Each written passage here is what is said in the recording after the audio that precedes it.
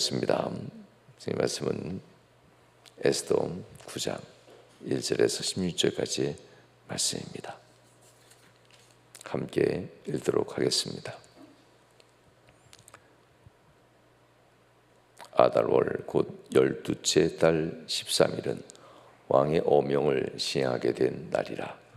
유다인의 대적들이 그들을 제거하기를 바랐더니 유다인이 도리어 자기들을 미워하는 자들을 제거하게 된 그날에 유다인들이 아하수에로 왕의 각 지방 각 읍에 모여 자기들을 해하고자 한 자를 죽이려 하니 모든 민족이 그들을 두려워하여 능히 막을 자가 없고 각 지방 모든 지방관과 대신들과 총독들과 왕의 사물을 보는 자들이 모르드게를 두려워함으로 다 유다인을 도우니 모르드게가 왕궁에서 존귀하여 점점 장대하매 이 사람 모르드게의 명성이 각 지방에 퍼지더라.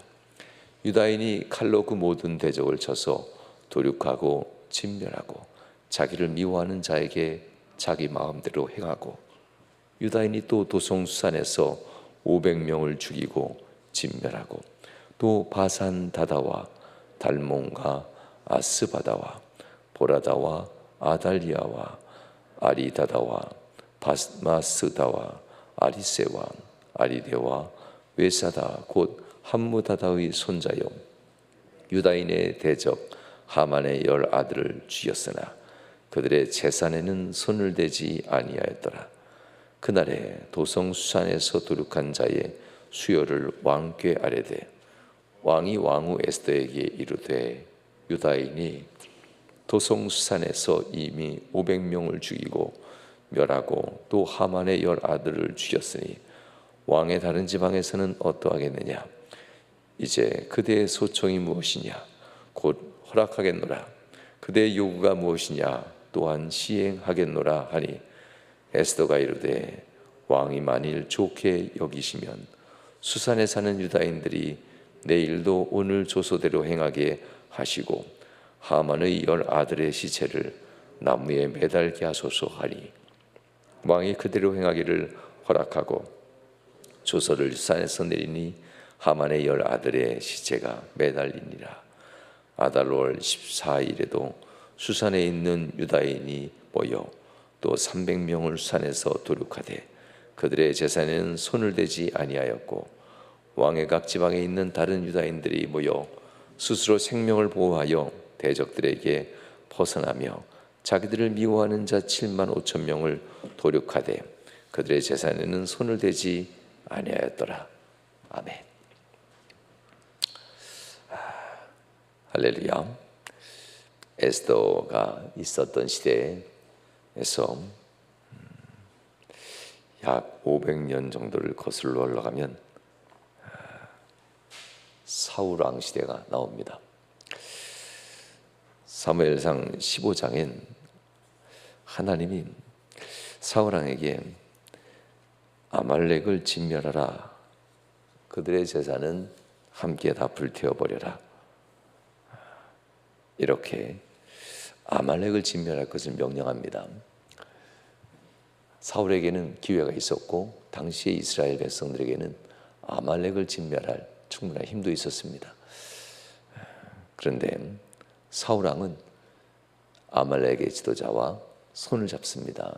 진멸하고 나서 그를 살려주죠. 왕의 관대함이라고 하지만 하나님의 명령을 불순종한 거였죠.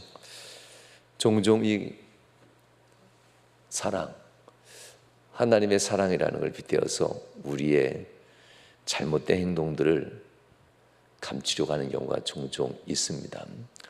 사울 왕이 이미 500년 전에 아말렉을 진멸할 기회가 있었음에도 그들을 다 진멸한 가운데 그들의 왕을 살려주고 그와 후히 대해주는 이 모습을 통해서 하나님의 사랑인 것처럼 하지만 결국 자기가 잘난 모습을 보인 거였습니다.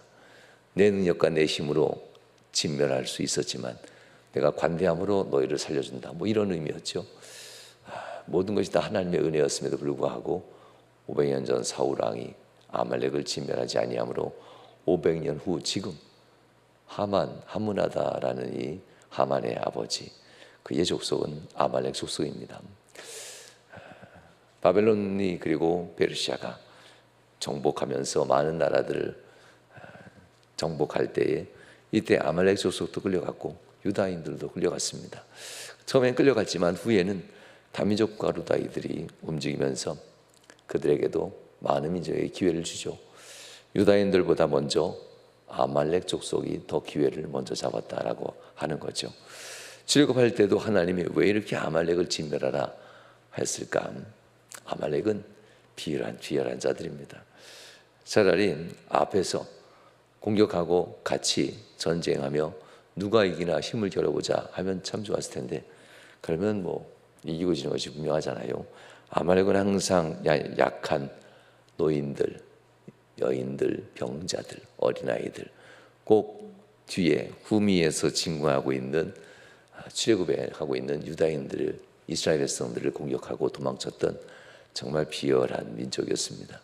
그래서 하나님께서는 이 아말렉은 내가 반드시 진멸하리라, 아말렉과는 함께하지 말아라 라는 명령하면서 반드시 진멸하리라라는 명령이 있었던 족속이기도 합니다. 이 아말렉이 지금 에스더의 손에서, 곧 모르드게와 에스더의 손에서 이곳에서 진멸당하고 있다라는 것이 본문의 말씀입니다.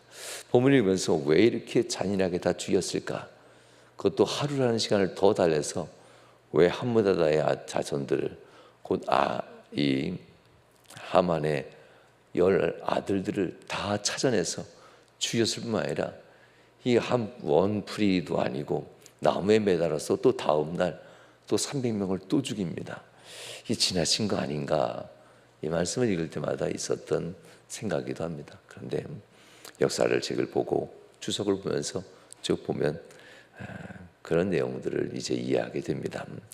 오늘 이 말씀은 이제 10달이 지납니다. 10달 동안 정말 준비 많이 했죠. 그런데 오늘 말씀에서 보면 우리가 기억할 것이 있습니다.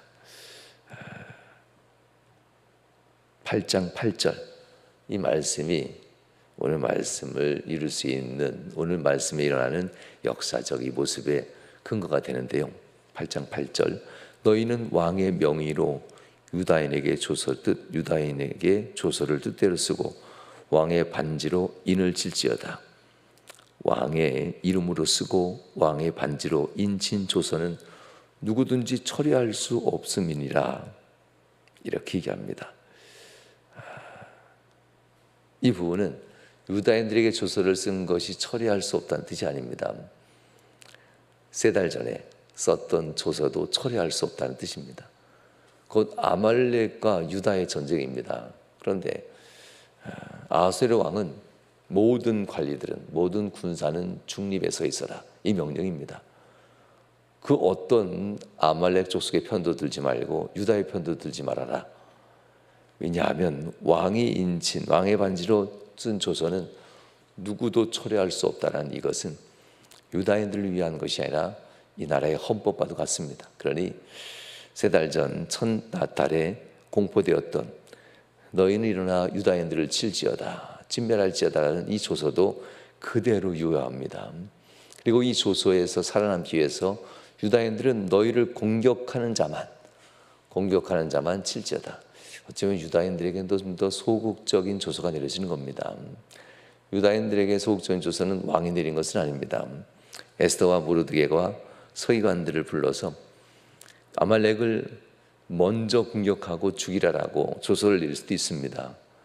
그런데 이 에스더와 모르드게는 단 하루, 12월 13일이라는 단 하루만 우리를 공격하는 자들을 다시 우리는 공격하고 진멸하자.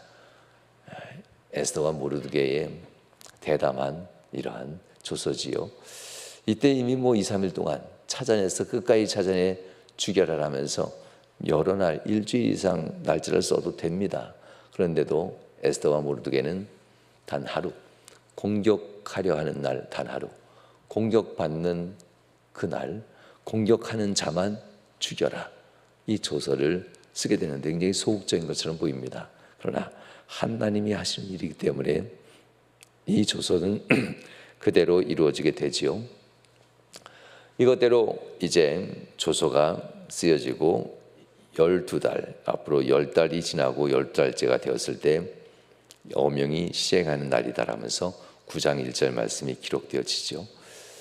만약 에스더와 모르드게가 12월 13일 단 하루가 아니라 자기에게 주어진 권한과 권세로 말미암아 이틀이나 3일을 먼저 썼다면 에스더와 모르드게는 복수하는 사람들로 남았을 겁니다. 우리의 신앙, 이 복수하는 사람들, 이런 사람들이 결국 하나님의 영광이 아닌 자기의 힘을 자랑하는 자가 되겠지요. 에스더와 모르드게가 이 단 하루만 기록한 것은 우리 민족은 복수하는 자가 아니라 하나님은 하나님의 명령에 불순종하고 하나님의 백성을 도전하고 죽이려는 자에게 하나님은 징계를 내리신다라는 것, 단지 이것. 에스더와 모르드게는 하나님의 뜻을 따를 뿐 우리가 공격받아서 복수하는 것이 아니다라는 것을 나타내는 것이 단 하루만 공격받는 자에게 다시 공격할지니라, 이런 조서를 내린 이유이기도 합니다. 이제 그날에 모였습니다. 2절 말씀에 보면 이렇게 나오지요.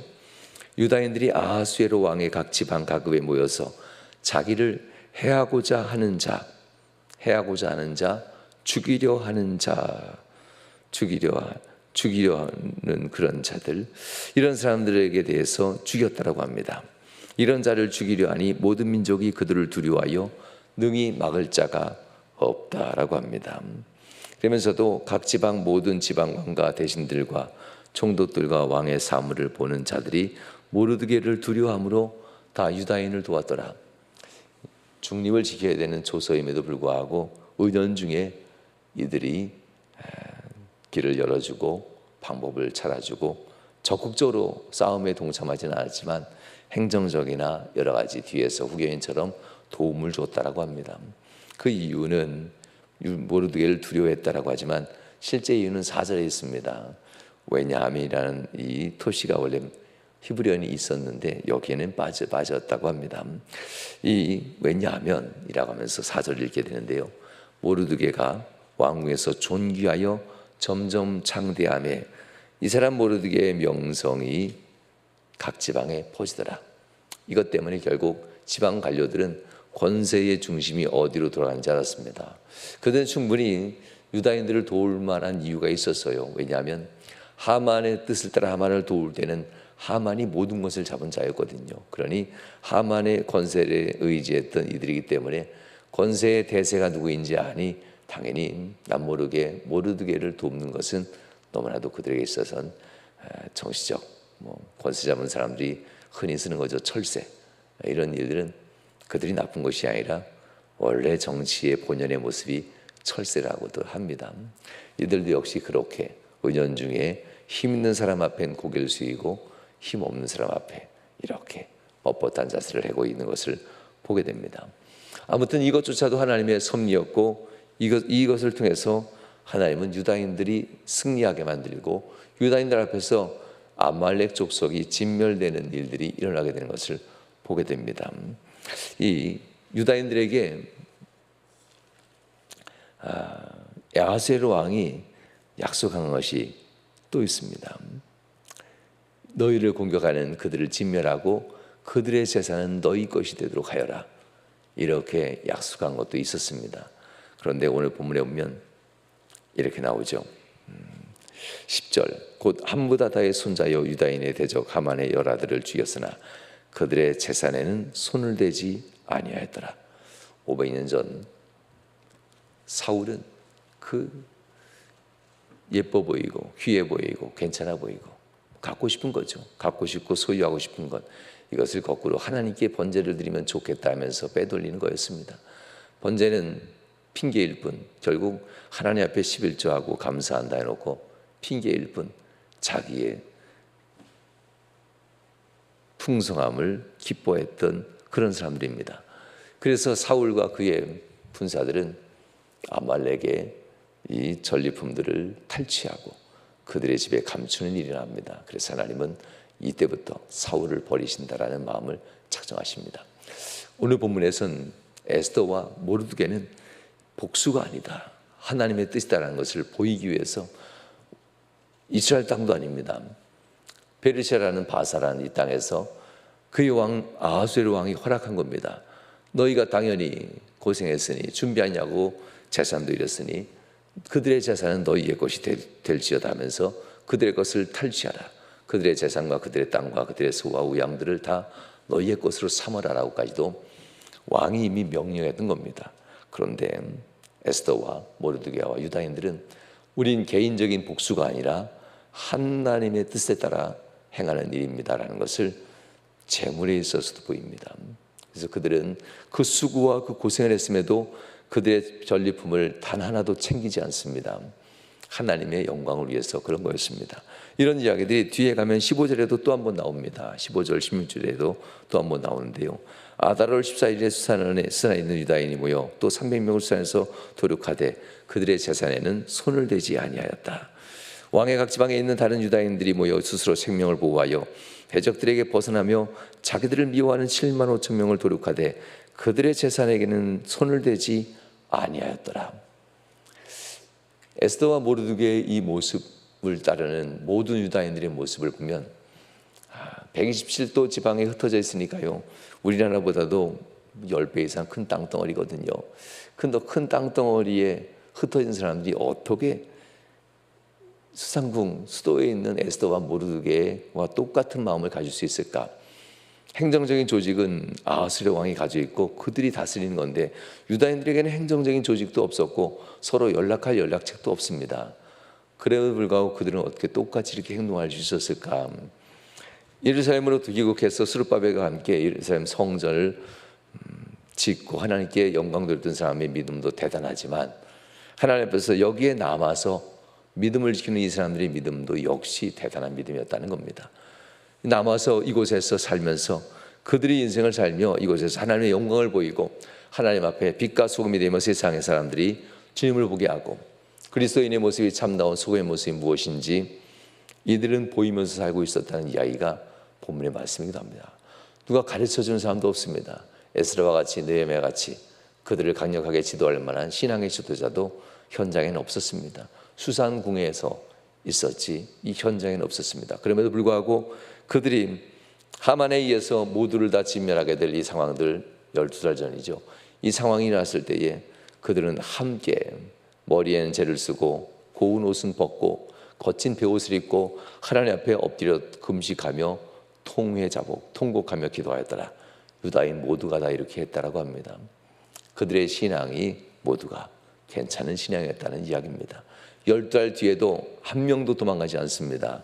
3월에 이 좋은 은혜를 입지요. 에스더가 아하수에로 왕에 의해서 초소를 받고 이제 이길 것, 싸우지 않아도 해결될 거라고 기대했던 그들이었을지 모릅니다. 그러나 너희가 네 목숨을 지키기 위해서 싸워야 된다는 이 초소가 도달했을 때 내심 낙심도 하지 않았을까요?